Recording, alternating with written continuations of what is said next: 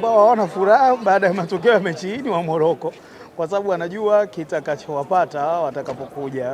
Ahmed Ally anasema hizi bao mbili watazitapika na kimsingi ni kwamba tumefungwa goli mbili katika uwanja ambao alikuja Constantine hapa akachukua 4, akaja Stellenbosch akachukua 5. Kwa hivyo sisi hatukuwa vibaya sana, na hata ukiangalia mchezo wenyewe, hata magoli tuliofungwa ni magoli ya makosa ya kibinadamu, ambayo mpira ni makosa, ni sehemu ya mchezo. Kwa hivyo mimi naamini tutajipata kwenye mchezo wa marudiano, na ndio maana wa Morocco hawana furaha. Kwa hiyo acha tuone.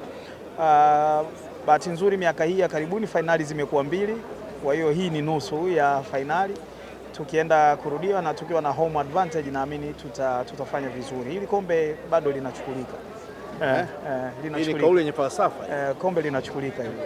Hii ni kauli mpya, maana naisikia na naomba urudie tena kwamba nasemaje, hili kombe mpaka nimekosea. Nasemaje, hili kombe linachukulika.